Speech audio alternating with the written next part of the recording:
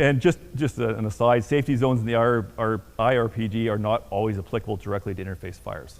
What's the standard wildfire safety zone? What's the old rule of thumb? 4 times, okay, flame light, right? How is that going to work for you if you're in a densely populated subdivision in the interface? Yeah, you may have school fields, but can you get to them? Are they a viable safety zone? Big parking lots, sure, but again, you got to be able to get to them, and are they big enough, right? So you may have to modify those a little bit, and we'll talk about that more in just a second. We've talked about trigger points, and again, trigger points are those things, the 18 watchouts, the 10 fire orders. It could be an incident within an incident. A trigger point is something that occurs, that you observe, you hear, even if you sense it. It could be in an IAP, it could be something you establish for your crew, that causes you to stop, look around, and reassess. Okay, so like I said in the slide here, a pre-identified or anticipated event, time, place, or condition that when it occurs, initiates a pre-planned response. So hitting that trigger point, stop and evaluate. And again, you can go back to your risk management process, first page in the greens there, it walks you through that. Any examples of trigger points that you can think of? What would cause you to change? You're engaged in a subdivision, you're anchoring and holding on a structure, you're in for the big water fight. What could happen that might make you change and reassess what you're doing? Wind direction. Okay, yeah, changing weather. Is that a trigger point? Absolutely. Absolutely. Anything else? One we talk about in the field data is an IWI, an incident within an incident. That could be a trigger point. What happens if your task force, we're doing a tactical movement out to our target area, somebody has an accident? Is that a trigger point? Okay? Or if we lose comms with somebody, or if a fire jumps this line, this roadway, okay? All these things that could potentially compromise your safety, that's what a trigger point is. And we have that nice little diagram there. A situation change equals a trigger point. It means you got to think about it. Don't ignore them. That's the big takeaway there. So yeah, trigger points are anticipated, and we've identified these already. Changing factors, trends in weather, changes in fuel type, topography, tactical progress, logistical support. So you may lose your water supply. Is that a trigger point? Happened on almost every fire I've been on lately. Like at some point, we lose our municipal water supply, either through power outage or through reservoirs that just dry up. Okay, so these are the kinds of things you need to be thinking about. And I got a few more examples here. So trigger points in the fire environment. We talked about wind direction, rapidly dropping relative humidity, alignment,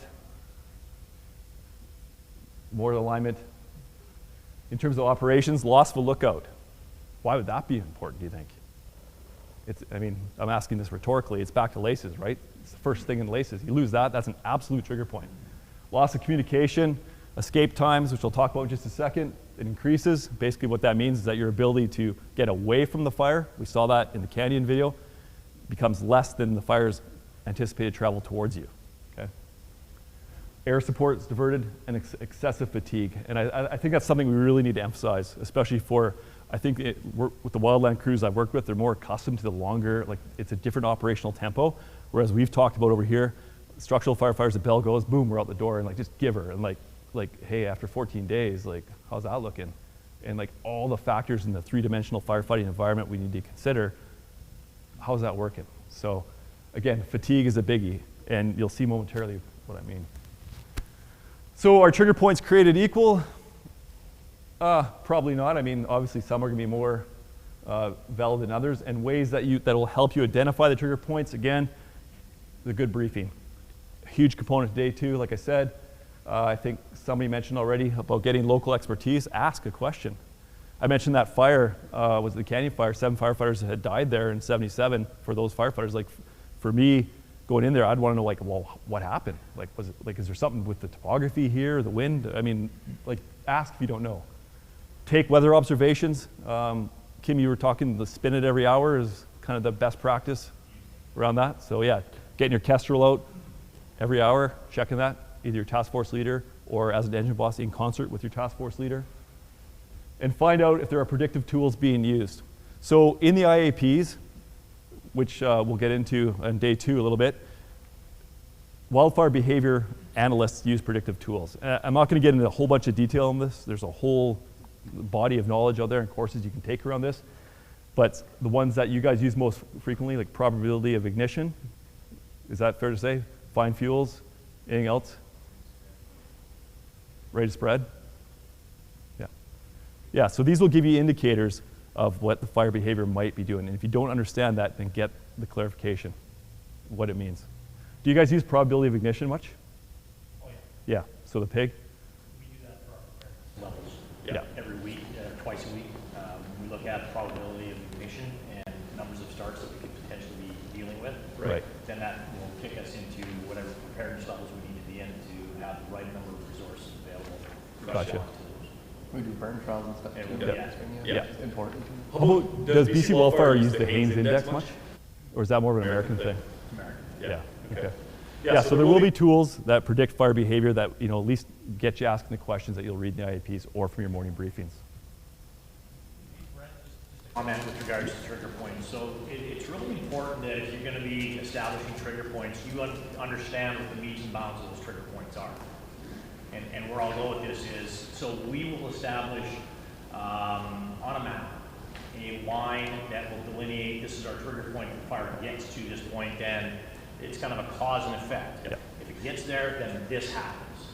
However, you need to understand that those trigger points are based off of fire behavior predictions, but they're also based off of the whole trigger point, or a good portion of the trigger point is now compromised.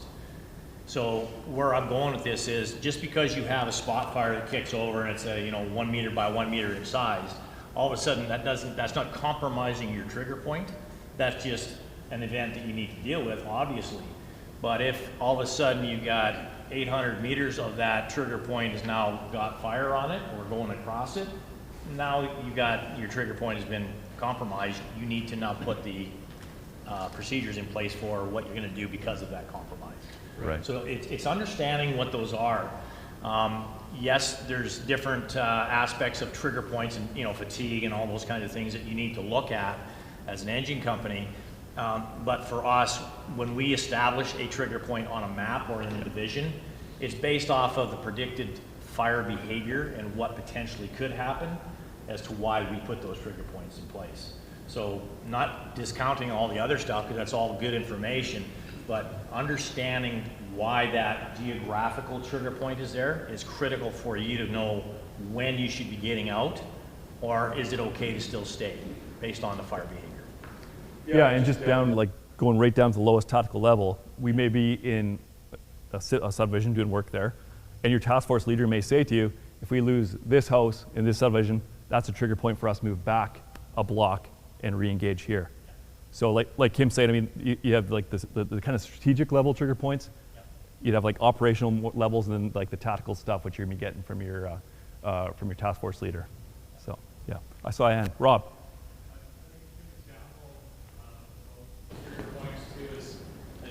Talk about situational awareness, about know who's operating around you and where they are.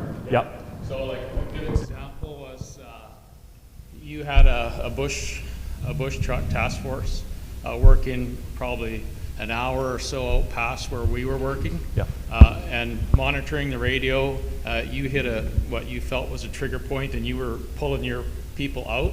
So monitoring the radio, understanding who's working and where around you. And so that was a trigger point kind of for me. It's like, hey, if Watson's pulling his crew out and he's an hour in further than I am, I need to start prepping my crew to get our work done, because I know I got an hour and then I should be on my way too. Yeah.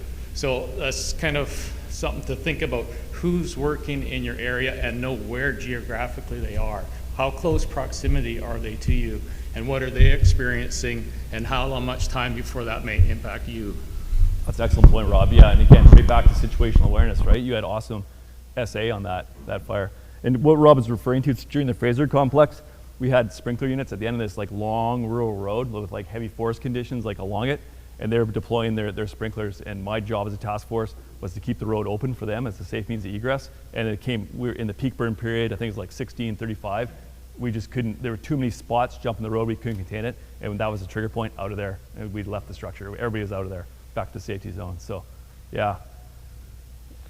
definitely a good trigger point. I just want to make one point on Kim's point back to if the trigger point is that, you know, we're not going to have it jump this line, and there's a spot fire, a single spot fire, you know, 1 meter by 1 meter. This is the difference between appropriate action and independent action. So knowing that that's the trigger point, that if it gets on this side of the road, and if it does, we all have to pull back, that's a trigger point. And you see that little spot fire there, your appropriate action is to put that out.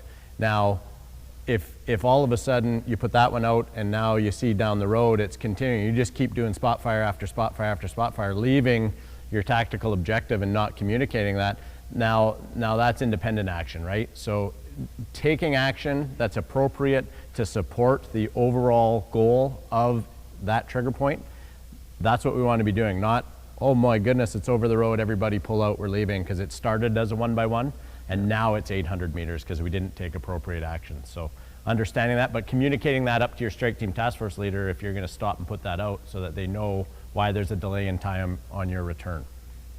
Yeah. Okay, I got another video here for you. It's a really short one. It's from the Twisp fire.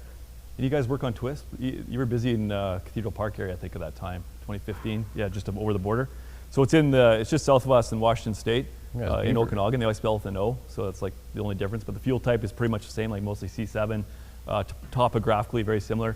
Yeah, just on the topic of trigger points, I'll play this. Again, not being critical in any way, shape, or form, guilty as charged. But you'll see in this video, I think it's 2 minutes and 30 seconds long. It starts out as kind of like whatever, kind of chill, watching the fire, a little bit of firefighting tourism going on, and like it goes sideways in 2.5 minutes, turns into a complete Charlie Foxtrot. And I will point out there is a herd of cattle moving in that direction, and there's nobody leading them, which I think should be watch out 19.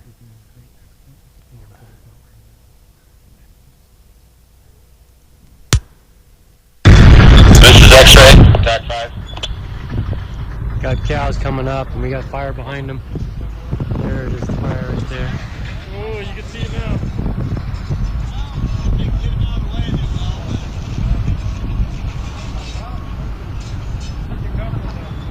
My eyes are burning and watering.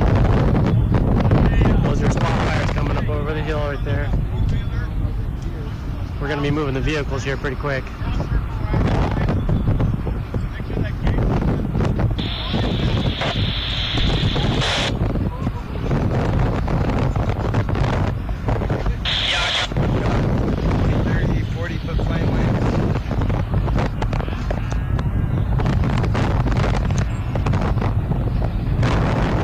Listen to that roar.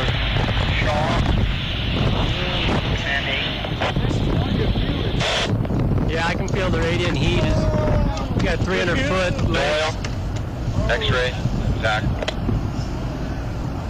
Wow, look at that. Yeah, Kelly, come on up. That is a huge wall of fire coming towards us. This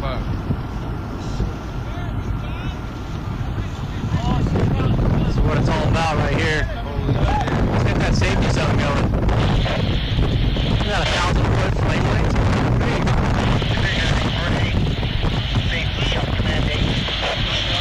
Let's go to the safety zone, guys. Let's go. It's not a very big safety zone, but let's go. Get in the trucks. I'll back them up. Go ahead and get in the trucks. Yeah, this is Garland. Hey, I'm with a bunch of ranchers that homes off the I'll back you up. buggies pull into the dirt area. And the way this fire is headed, Mike Davis Ranch.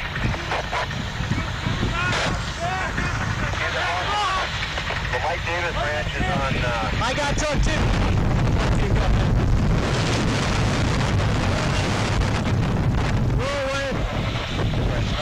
I just lost my helmet. Helmet's down the road. Go ahead, truck 2. I just lost my helmet. You're gonna have to back up here to your right. To your right. Follow the truck directly. You got to drop off, truck 2. I'm backing him up. He's got to go where you are. Command 8.